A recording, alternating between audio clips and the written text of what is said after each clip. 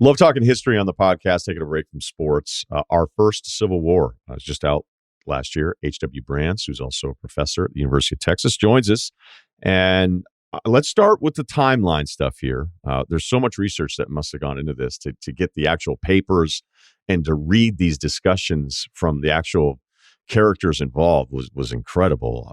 And it was, it's just so much depth to this. But if we look back at like maybe the 1750s and getting an understanding of the timeline before the Revolutionary War, we've got loyalists. We'd have the group that would call themselves the Patriots, as they feel like they're not being supported by their mother country. But then you also in their backyard have the English and French battling over territories. So kind of give us a sense of the lead up, probably about 15 to 20 years before this became militant.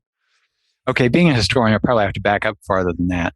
After the colonies were settled, after the English settled colonies on the west coast on the western shore of the Atlantic, the English who went out there were largely left to fend for themselves. It was their idea to establish the colonies. They weren't sent out by the crown the way Spanish colonists were. So they went out on their own and they established these communities. And they got in the habit of thinking of themselves as a self-governing people. Now, that idea didn't really catch on with the government back in London, which thought, well, actually, we govern these folks, but there aren't enough of them and there aren't any problems. So we'll ignore them for the time being. But the time being became more than a century. So in 3 or 4, going on 5 generations, colonists and their kids, they got in the habit of thinking of themselves as self-governing elements, but within the British Empire. And there was no thought of leaving the British Empire, if only because they needed the protection of the British Army and the British Navy. The colonies, along with Britain, were constantly at war with France. And when they weren't at war with France, they were at war with the Indian tribes. And so they needed the protection. And that was the case right up through the end of the French and Indian War, as it was called in America, or the 7 Years' War in Europe in 1763. And it ended with a great victory for, I'll call them the Americans, but I'm really speaking of British colonists in North America and the British.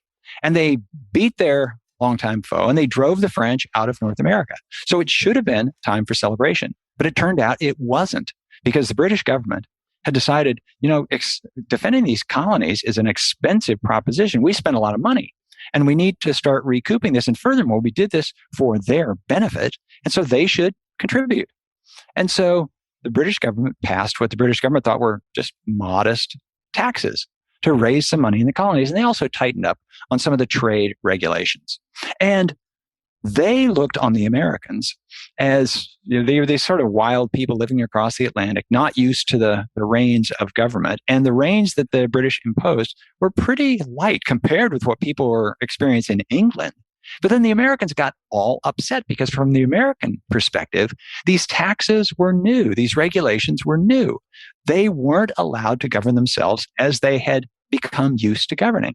And so the problem is that you had these two incompatible views of where the American colonies stood in the British Empire. And now, for the first time, there's no longer a French threat. And when the French threat went away, so did much of the threat from the American Indians, because the fact of having a competing European power to provide weapons, to provide incentive to go after the English colonists, that was one of the reasons that the wars with the Indians took place. So the worst thing that happened to the British Empire in North America was the victory of the British and the Americans over France. And it's at that moment that things start to fall apart. Perfect. That was great. You kind of answered it then already because you put us in Parliament, you put us in these discussions. I want to get to Ben Franklin here in a second, but to kind of follow up on that point is that I think we all grow up totally understanding our perspective of American history, being like, oh, the nasty English, unbelievable, all these terrible. Like they were kind of beside themselves, being like, what is up with these guys, right? Like, is that pretty fair to say?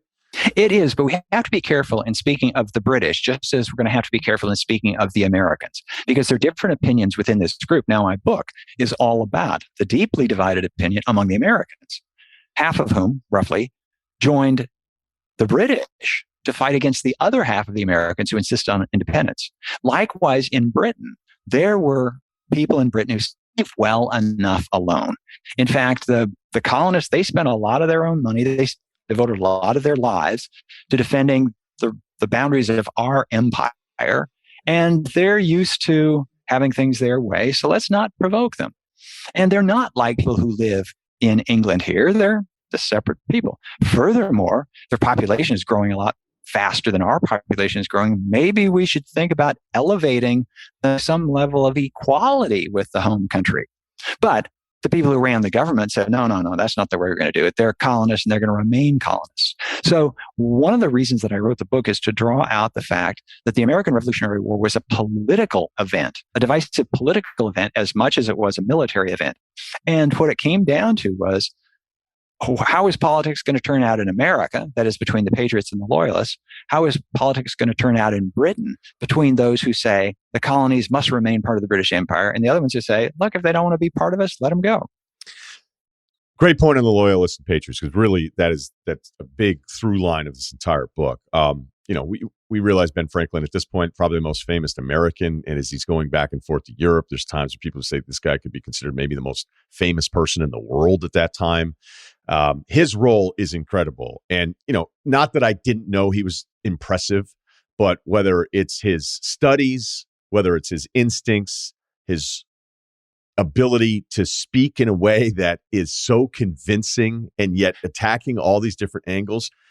Can you, as you do in the book, share with us his role as basically the representation of the new colonies and trying to understand their way of thinking? Well, he's becoming more and more of a patriot despite this great relationship with Parliament, or at least members, not all members as we know, but there was enough respect there that they would take him in and try to just discuss with him what the hell was going back on in the States.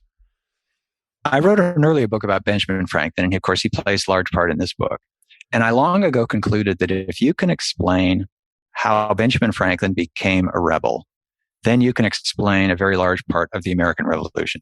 Because Benjamin Franklin should have been the last person to join any rebellion against the British Empire. Franklin was this world success story. For your listeners, I would say, if we try to imagine of the people we call founding fathers, if there hadn't been an American Revolution or there hadn't been a founding, would we ever have heard of any of them? Would we have heard of George Washington? The answer is probably not. He became famous because he was the commanding general of the Continental Army. If there's no war, there's no Continental Army. And he certainly wouldn't become president of the United States because there wouldn't have been an independent United States at that point. Thomas Jefferson, he becomes famous for writing the Declaration of Independence, but no independence, no declaration. So he would have been obscure. But Benjamin Franklin is the only one we know we would have heard of because he was already famous before the revolution took place. Everybody became famous because of the revolution. And Franklin understood that his success in life owed to the context of the British Empire in which he grew up and thrived. Born to a family of very modest means in Boston in the first decade of the 18th century. He ran away from home at the age of 17 because he thought that the life in Boston was crowding in too much. He ran away.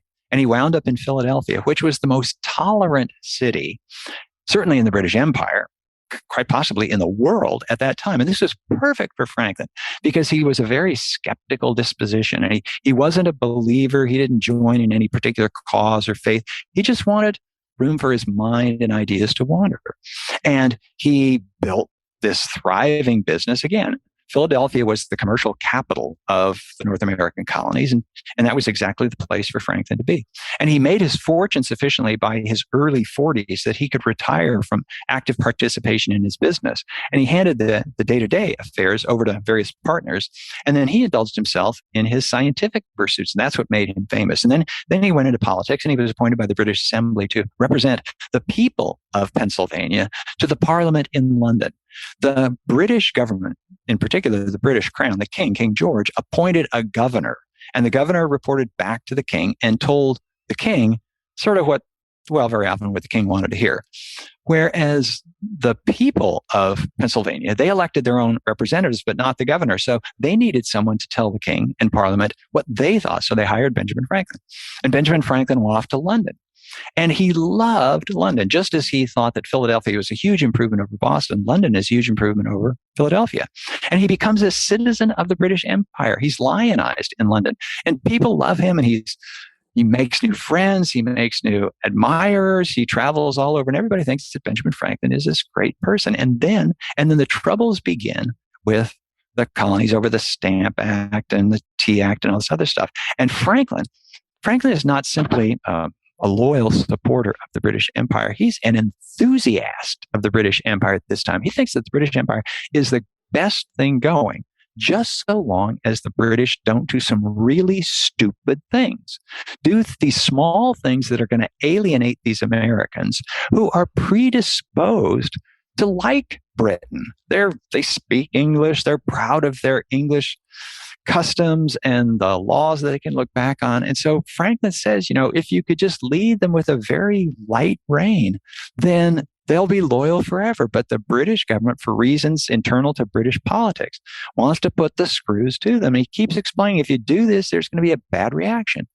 And they keep doing it, and they keep getting this bad reaction. And so finally, Franklin throws up his hands. And by the time Franklin decides that the empire is simply not going to hold together, I, as somebody observing Franklin, as a historian, have concluded that if the British government was so foolish as to alienate Benjamin Franklin, then they deserve to lose their empire.